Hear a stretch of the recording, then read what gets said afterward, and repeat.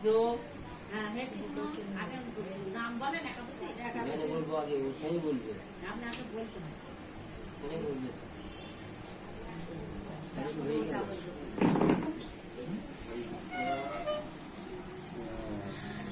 নাম বাবার চরণে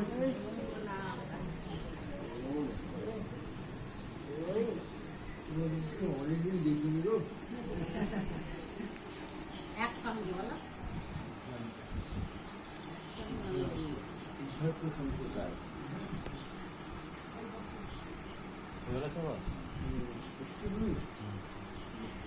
ভালো আছি তো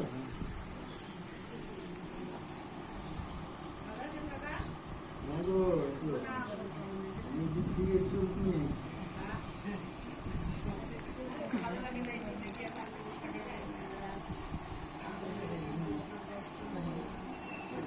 যুধিষ্ঠির বলিলেন হে কৃষ্ণ জ্যৈষ্ঠ কৃষ্ণ পক্ষিয়া একাদশী আমাদের রাস্তা আমি বলি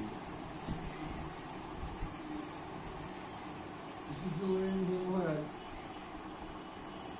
মানবগণের মঙ্গলের জন্য আপনি উত্তর প্রশ্ন করে আসেন প্রশ্নটা হচ্ছে জ্যৈষ্ঠ কৃষ্ণপক্ষে একাদশী কি নামে প্রসিদ্ধ এবং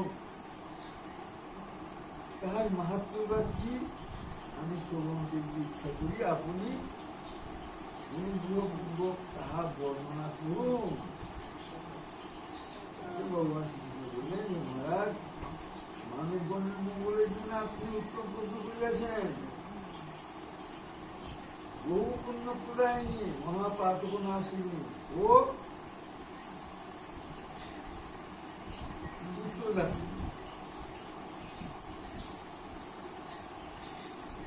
ভাইজি প্রভাব বড় ভাইজি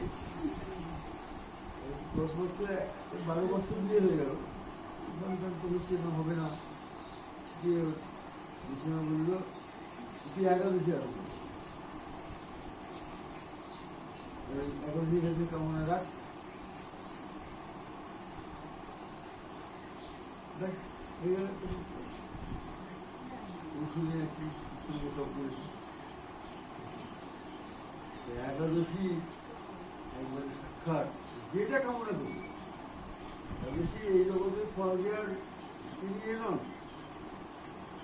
মুক্তিপ্রদায় নিয়ে নেই কিন্তু এই জগতে যদি কেউ কোনো কামনা বাসনা করে তা বলুন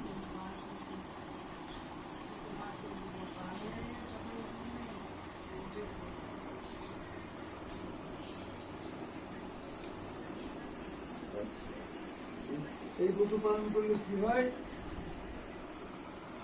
ব্রহ্ম হত্যা গো হত্যা ধন হত্যা পরনিন্দু পরস্ত্রীগামী সকলেই এই ব্রত পালনে বিশ্বাস করিয়া থাকে এই সমস্ত পাপ যারা করেছে উদ্ধার হয়ে গেল আবার যদি মনে করে উদ্ধার হয়ে গেলাম আবার করবো আমার আবার বাস শেষ হয়ে যায় তা হবে না তাহলে আবার ডবল বেড়ে যাবে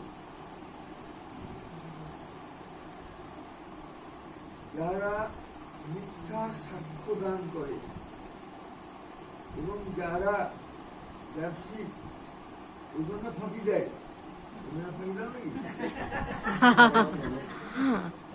শুনেছি বানা ওরকম বেশি দিল বেশি দিল বেদের মিথ্যা ব্যাখ্যা প্রদান করে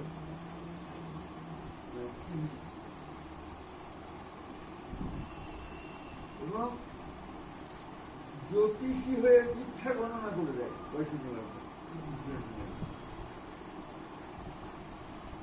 এবং মিথ্যা চিকিৎসায় ব্রত থাকে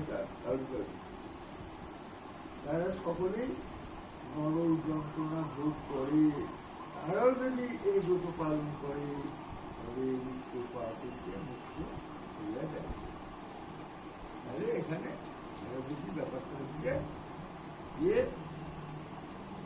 পূর্বে যে যা করেছি বা করেছে যদি একাদশী ব্রত করে সে কিন্তু সমস্ত পাপ থেকে সেই পাপিকে উদ্ধার করবে এবং তাকে প্রতিজ্ঞা করতে হবে আমি আর পাপ করবো না এবং আমি আর একাদশী জীবনে ছাড়বো।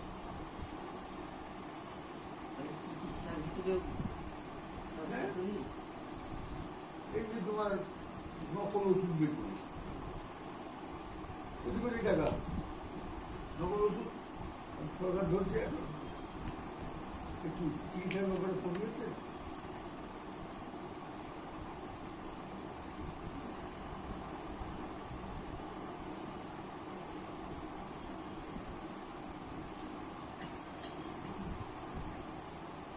মকর রাশিগত রবিযুক্ত মল মাসে প্রয়াগ স্নানে যে ফল লাভ হয়, শিবরাত্রিতে কাশীধামে উপবাসে যে পুণ্য হয়, গয়াধামে বিষ্ণুপাদ কর্মে পিণ্ডদানে যে পিতৃগণের যে ফল প্রাপ্তি হয়, সিংহ রাশিগত বৃহস্পতিতে গৌতমী নদীতে স্নানে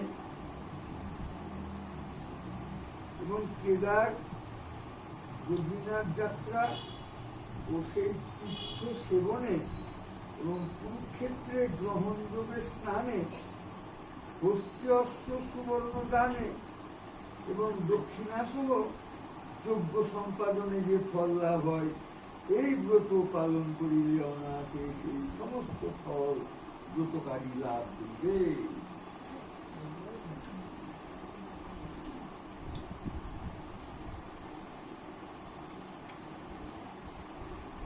এই অপরা ব্রত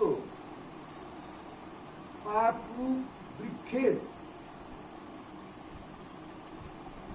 উঠাস্বরূপ।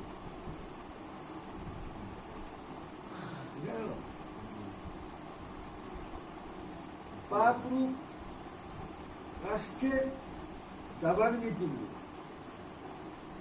পাপরূপ অন্ধকারের সূর্য সদৃশ। এই এগারো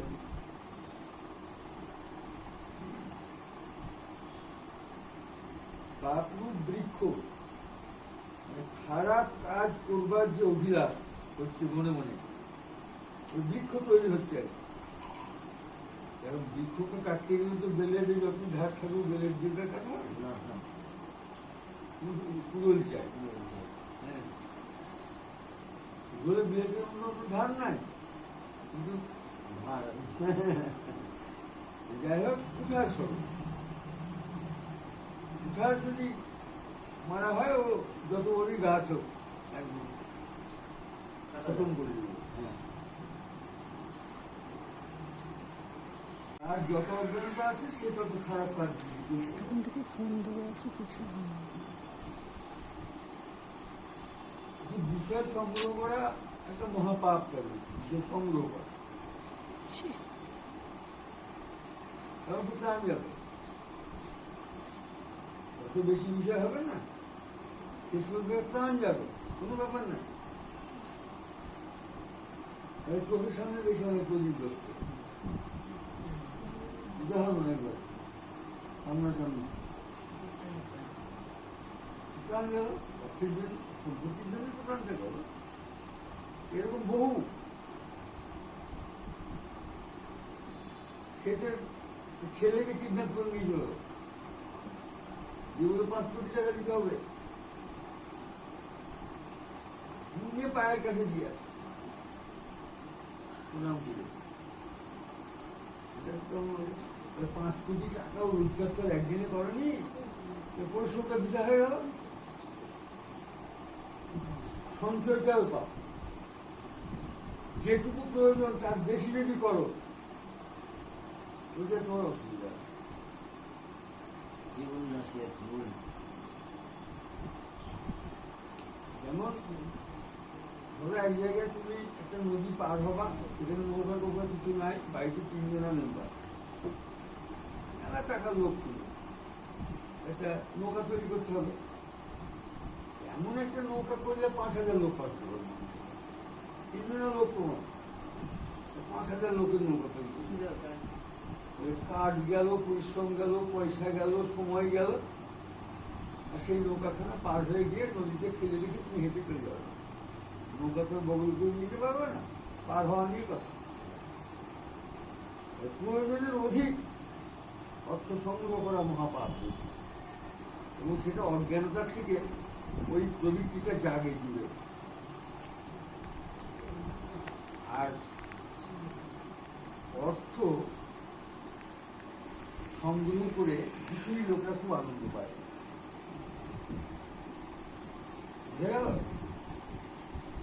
যারা বিষয়ী, তারা অর্থ সংগ্রহ করে খুব আনন্দ পায়। আর অর্থ যদি ওর না থাকে, ওগুলো ভেঙে দেবে।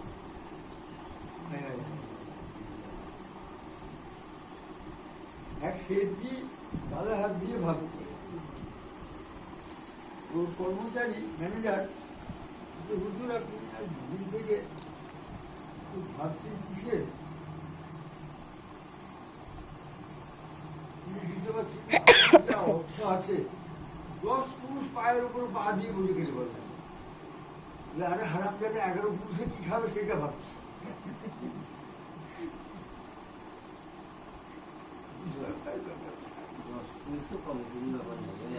11 পুরুষ কি খাবে সেটা ভাবছি আমি। এরকম লোকের অভাব নাই দুনিয়ায়। বিষয়ী লোক বিষয় সংগ্রহ না করলে আনন্দ হবে না। বিষয় যদি চলে যায়, অমনি ভেঙে দেবে। বলছে সাপ, ও যদি বিষ না থাকে উনি আনন্দ হবে। সাপের যদি বিষ না থাকে ভেঙে পড়বে। বিষ সংগ্রহ করাটাও আনন্দ, বিষ না থাকলে না ভেঙে পড়বে। আর সাপ যেমন একজনকে দংশন করে বিষ ঢেলে জ্বালিয়ে পুড়িয়ে মারে, ওই বিষে তেমনি বিষয়ী লোকের প্রচুর বিষয় যখন হয়, পাশের লোকগুলো জ্বলে পুড়ে পড়ে। বিষয় বিষয় ওদিকে জ্বালাচ্ছে, ওই বিষে সাপ যেমন বিষ ঢেলে ওদিকে যন্ত্রণা দিচ্ছে, আর এরা ওই বিষয় বিষয় দেখে ওদের জ্বলে পুড়ে যাবে।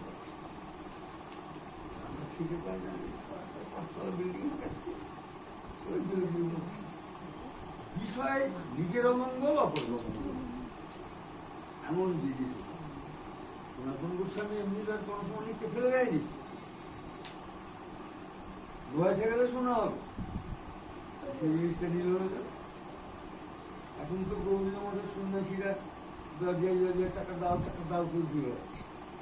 উৎসব হবে, গৌর পূর্ণিমা হবে, হ্যান হবে, ত্যান হবে, সেই জন্য এসছি, 5 দিন তেল দাও, 2 দিন ঘি দাও, 5,000 টাকা দাও। রূপ গোস্বামী চরণ স্মরণ করে যাচ্ছি। লজ্জা হওয়া গেল, দরজায় দরজায় টাকা ভিক্ষু করে বেড়াবো আর রূপ গোস্বামী দোহাই দিব, তাহলে শিক্ষা দিয়েছেন এখানে গোটা পৃথিবীতে সোনার মঠ তৈরি করতে পারে, নিচের না। গোটা পৃথিবীতে লোহা কত আছে? খাগড়াহাট থেকে 49 পাড়া ভর পর্যন্ত রেল লাইন কতগুলো আছে? কত কুইন্টাল হবে রেল লাইন? খাগড়াহাট থেকে 49 পাড়া ওই রেল লাইনগুলো তুলে অর্জন করা হয়। যদি এইটুকু গোটা ভারতবর্ষ এবার ধরো, গোটা পৃথিবী ধরো, কত লোহা আছে, সব লোহা। উনি তো প্রাইম মিনিস্টার ছিলেন, জানতেন না ব্যক্তির মোট কতটা? ফেললেন কেন? প্রাণ যাবে, বলেই তো ফেলেছে, প্রাণ যাবে। আর সোনার যদি আমি মঠ করে দিই, মঠের ভক্তরা ছেড়ে করে একটু করে কেটে কেটে দিব, চুরি করবে ভক্তরা, লোক সামলাতে পারবে না। সোনার মঠ একটু নিয়ে গেলে কি ভগবানের অনুমতি করে নিচ্ছে। তারা তো ভক্ত নয়, আর এই মঠের ভক্তরাই কি? হ্যাঁ, এই যে এখানে একজন ভক্ত আসতো সুশান্ত ব্রহ্মচারী, এখানে ছিল, হ্যাঁ? একেবারে থাকতো, মরল সেদিন, মারা গেল। মারা গেছেন? হ্যাঁ, গুরুদেবের নাম করে, মঠের নাম করে টাকা তুলত, মঠে পাঠা করল। মরার পর 10 লক্ষ টাকা বাবা, দিদিকে নমিনি করে গেছে। তাহলে ব্রহ্মস্ব অপহরণ করেছে, সেই জন্য আছি, দেখো অবস্থাটা কি। ওই টাকাটাই মন্দিরে দিয়ে দিত, পাপ হতো না। ভগবান যেগুলোকে বাঁচিয়ে রাখলে তো আরো পাপ করবে।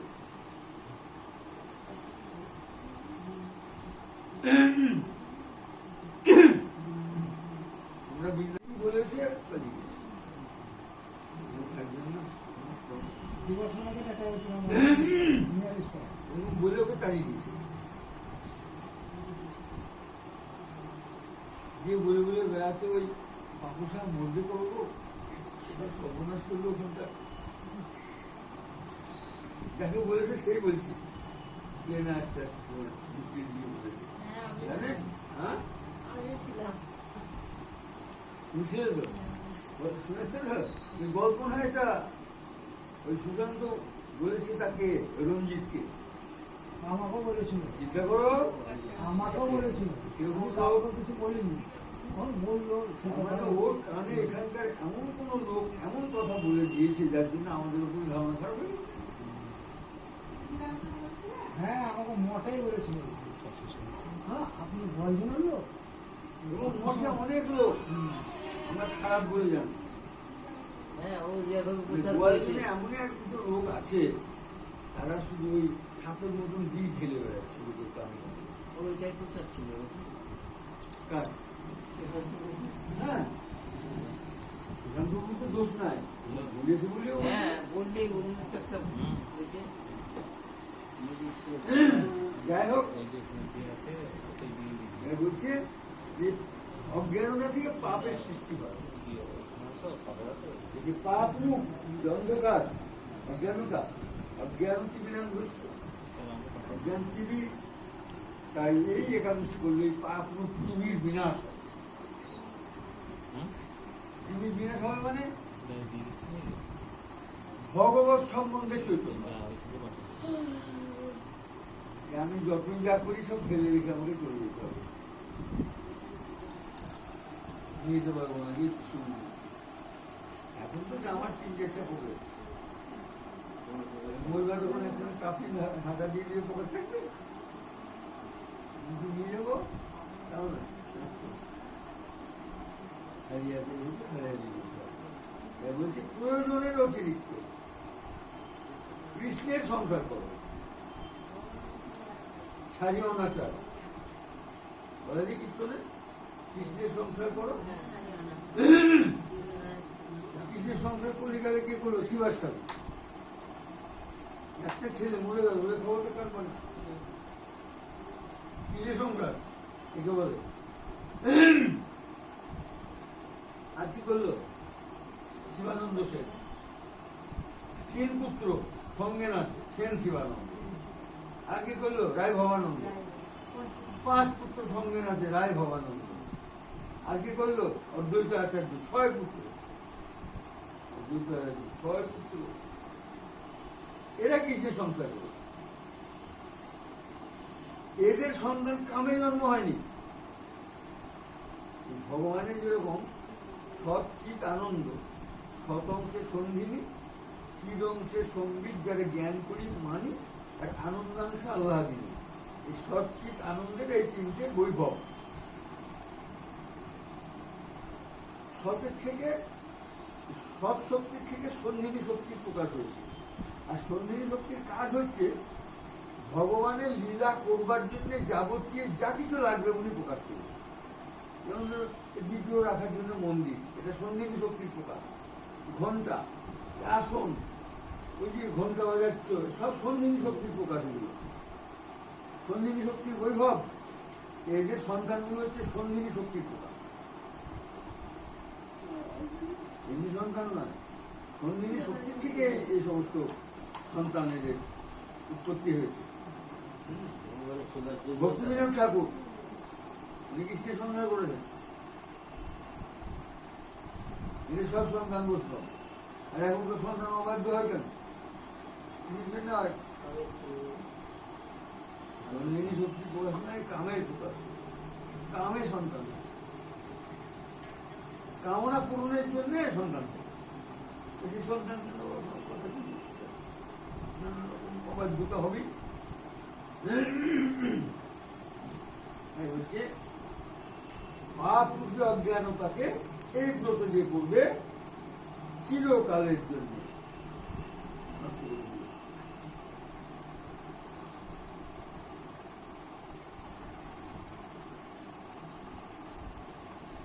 এবং পাপ হস্তির সিংহ স্বরূপ। যত প্রাণী আছে তার মধ্যে হস্তি হচ্ছে সবচেয়ে শক্তিশালী প্রাণী, তাই তো? এমনি ছাগল বলতে কোনো গাছ খেলে পরে কোয়াটা থাকে, আর হাতি যাকে ধরবে আবার উঠবেই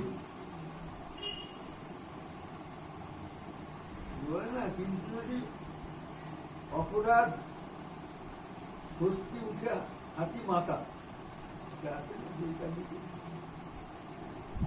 কিন্তু বস্তু অপরাধ যদি উঠে হাতি মাথা উপায় বা ছিনতে তার শুকিয়ে যায় পাতা।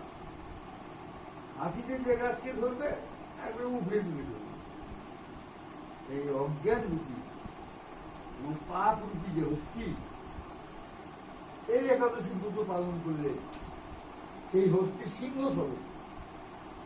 হাতিকে কিন্তু কেউ কাবু করতে পারে না, বাঘেও পারে না, বাঘেও পারে না হাতিকে কাবু করতে। সেদিন এসে দেখছিলাম মোবাইলে একটা বাঘকে সুন্দর করে ধরে আসার মারলো রয়্যাল বেঙ্গল টাইগারকে, ঠিক মানে সে আবার দাঁত বার করে পড়ে গেল, পড়ে গেল, পা দিয়ে একেবারে চটকিয়ে মেরে দিল। সিংহকে পারবে না। সিংহের একটা খাবার ওয়েট কত জানো? 90 পাউন্ড। 1 পাউন্ড মানে কত রে বাবা? 1 পাউন্ড মানে ওই হাফ কিলোর একটু কম। 90 পাউন্ড 45 কেজি। 45 কেজি পাটখারা দিয়ে একজন তো ময়ল নিয়ে যাওয়া হবে। সিংহের একটা খাবার ওজন হচ্ছে, বুঝলো? 45 কেজি মানে 50 কেজি ধরবে। 50 কেজি পাটখারা যদি কারো মাথায় মারা যায় জোরে তুলে, মাথা থাকবে? তো সিংহের খাবার ওজন হচ্ছে 90 পাউন্ড। বাঘের খাবার ওজন ও আঁচড়াতে পারে, খাবার ওজন নয়, সিংহের খাবার। হ্যাঁ,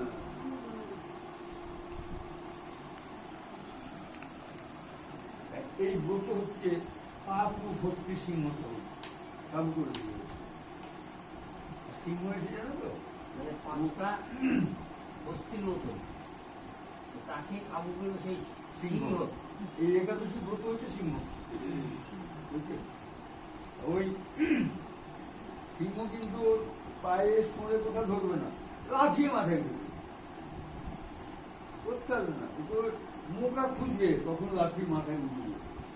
একটা মাত্রই শেষ করে, কারণ হাতিও তো বাবা, ও তো নিজেকে বাঁচাবার চেষ্টা করতে ছাড়বে না, একবার ধরতে পারলেই হলো, আসিয়ে মেরে ফেলবে। কিন্তু ওই ঘুরতে ঘুরতে ঘুরতে ঘুরতে লাফিয়ে মাথায় উঠবে, বাস মাথায় উঠে পড়লো, মাথায় শুনে যাবে না, ওই মাথাতে থাবা মারবে, এই মাথাটাকে একদম ফাটিয়ে দেবে। আর হাতির মাথার ব্রেন 10 কিলো ব্রেন থাকে, ব্রেন ওইটা খায়, মাংস খায় না। হাতির মাথাটাকে ফাটিয়ে দিয়ে ব্রেনটা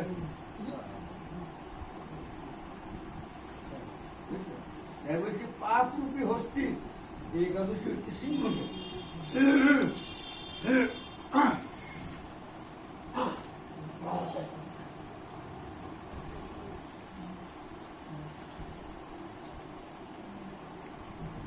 মানে এতগুলো উদাহরণ দিচ্ছে,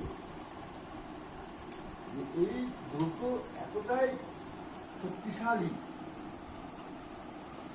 অধিকার পশুপক্ষীর জন্য নয়, মানুষের জন্য। তোমরা এই উপাখ্যানটা শুনে তোমাদের সেই বোধ হওয়া উচিত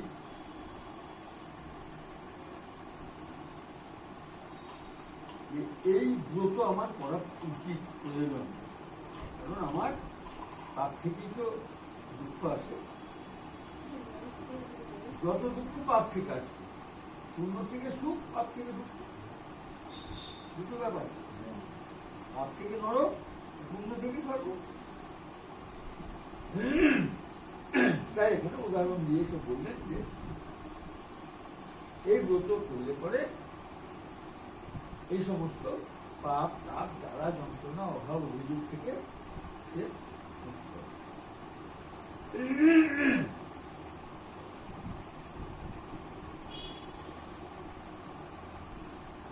এই ব্রত বিনা যে ব্যক্তি জীবন ধারণ করে জলের বুদবুদের ন্যায় তার জন্ম মরণই সার্থক। জলে দেখো না, বৃষ্টি পড়ে উঠবে, একটা তো বুদবুদি ওঠে, উঠলো উঠলো আর এই বুদবুদের মতো জন্মাচ্ছে আর মরছে। তাবৎ জন্মম তাবৎ মরণম পুনরপি জননী ব্যাপরে শয়নম। আমরা কি একবার মরেছি নাকি?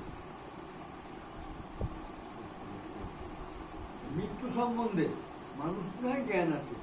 তুমি একটা মশা বসে মারতে যাও, পালাচ্ছে, জ্ঞানটা কি করেছে নাকি? জানলো করছে যে আমরা মারতে আসছি, পুড়ে না পালালে মরে যাবো।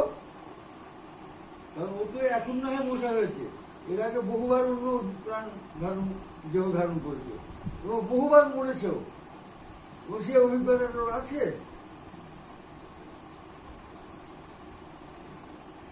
ঠিক কিনা? তুমি মশাকে মারতে পারবো না আবার করে, হাত তুলেছ কাছে নিয়ে করে পালিয়ে যাবে। জ্ঞানটা পেলে কোথা থেকে শিখিয়েছে নাকি কেউ?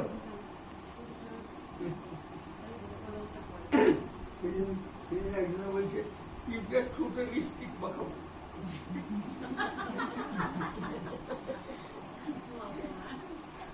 মশাকে শাড়ি পরাবো।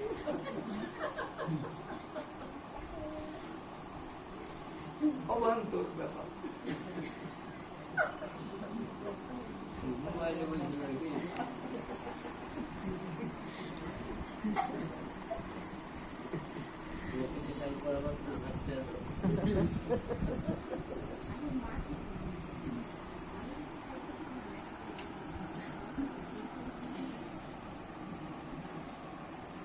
এই অপরা একাদশীতে উপবাস পূর্বক, উপবাসের দুটো উপবাসের নিকটে একটা, আর উপবাস মানে না খেয়ে সাধু গুরু বৈষ্ণব ভগবানের সন্নিকটে। আমি এখন সন্নিকটে থাকা মানে আমি ওরা কোথাও যেতে পারছি, আমি অসুস্থ অচল, তারপর আমি যাবো কোথায়? সৎকর্ম করতে। মনটাকে সাধুতে নিবন্ধ করতে, ভগবানের চিন্তা করতে মন দিয়ে। সাধু যিনি, তিনি জগৎকে উদ্ধার করেন, অসাধু যিনি জগৎকে ধ্বংস করেন।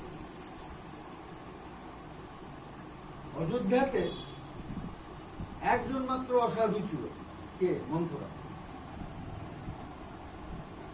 অযোধ্যার সমস্ত প্রজা ছিল সাধু, একজন অসাধু ছিল না। রাম রাজত্ব একজন ছিল অসাধু, এর জন্য রামকে বনে যেতে হলো, গোটা অযোধ্যা শোক সাগরে ভাসে একজন অসাধুর জন্য। সব আমি মিল্লাতে আমাদের উঠেছিল, গোটা পৃথিবীকে কম্পমান করে দিল। আমেরিকার লাইট হাউস একদম বিমান দিয়ে ভেঙে দিল, আমেরিকা। তাই না বাবা? সব আমি মিল্লা। হ্যাঁ,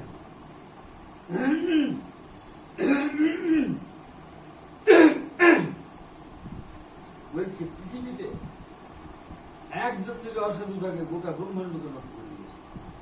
শান্তিনিকেতনে এক নম্বরে ছিলেন। পৃথিবীকে নষ্ট করবে, পরিবার তো দূরের কথা, পাড়া গ্রাম জেলা দেশ না, গোটা ব্রহ্মাণ্ডকে নষ্ট করে দিবে। অযোধ্যায় একজন মাত্র অসাধু ছিল, গোটা অযোধ্যাকে শোক সাগরে মাটিয়ে দিল। লঙ্কায় এই অযোধ্যায় একজন অসাধুকে মন্থরা, যার জন্য রাম সীতাকে বনে যেতে হলো এবং গোটা অযোধ্যা শোক সাগরে ভাসল। আর লঙ্কাতে একজন সাধু ছিল,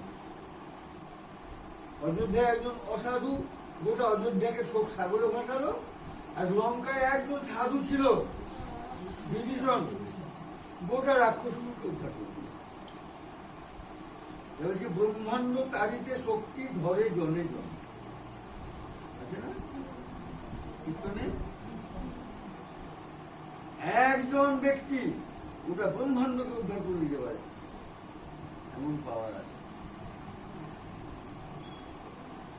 ভক্তে সাধু ক্ষমতা এরকম। তাই এই একাদশী দ্রুত উপবাস ভগবানের সান্নিধ্যে, বৈষ্ণবের সান্নিধ্যে, ভাগবতের সান্নিধ্যে, হরিকথার সান্নিধ্যে উদযাপন করতে হবে। চলেন না, তারপর কি?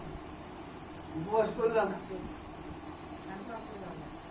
কোন দিন সময় পায় না, আজকে যত কাপড় চুপড় আছে সব আরে ভিজিয়ে হাত দিয়ে না পা দিয়ে মন দিয়ে চিন্তা করতে হবে। মনমনা ভব মধভক্ত, গীতার সবচেয়ে গুহ্য কথা বলছি ভগবান শ্রীকৃষ্ণ অর্জুনকে অষ্টাদশ অধ্যায়ে গিয়ে বলছি, সর্বগুহ্য তমং ভুয়ো শ্রীণু মে পরমং বচ ইষ্ট শিবে দৃঢ়মিতি তত বক্ষ্যামিতে হিতম। তোমাকে এখন আমি একবারে গুহ্যতম, প্রাইভেট প্রাইভেট প্রাইভেট তার প্রাইভেট, গুহ্য গুহ্যতর গুহ্যতম, মানে যার উপরে গোপন আর হয় না কিছু, এরকম কথা আমি তোমাকে এবার বলবো। অর্জুন বলছে বাবা এত কথা বলে আসছি, এখন সেটা বলা হয়নি বলে না, আসলে গীতা তো আর অর্জুনের জন্য নয়, মায়াবদ্ধ জীবগণকে উদ্ধার করবার জন্য ভগবান অর্জুনকে মূর্খ সাজিয়ে ওখানে দাঁড় করিয়েছে। একটা বাসন না থাকলে তার দুধ নামবে না, বলা হয়েছে না, সর্ব উপনিষদ গাবো দগ্ধা গোপালনন্দন পার্থ বৎস সুধীর ভোক্তা দুগ্ধং গীতা মৃতং মহৎ। অতএব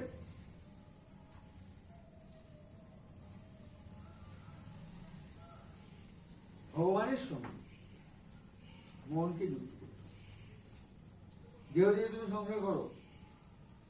অর্জুন যেমন দেহ দিয়ে যুদ্ধ করলো, কোটি কোটি লোককে হত্যা করলো, এমনকি দ্রোণাচার্যকে লালন পালন করেছে, টাকা মারছে, পাপ হবে না? পাপ হবে। কেন হয়নি? মনটা কৃষ্ণের চরণে রেখে আর দেহ দিয়ে যুদ্ধ করছে। শিক্ষাটা দিয়েছে এই যে তোমরা দেহ দিয়ে সংসার করো, আর মনটা ভগবানের চরণে রাখো, ভগবানের স্মরণ মনন চিন্তন করো আর সংসার করো। এর নাম হচ্ছে কৃষ্ণের সংসার। যে মনটা কৃষ্ণের দিতে করেছে, তিনি কৃষ্ণের সংসার করছেন। দেহ দিয়ে খুব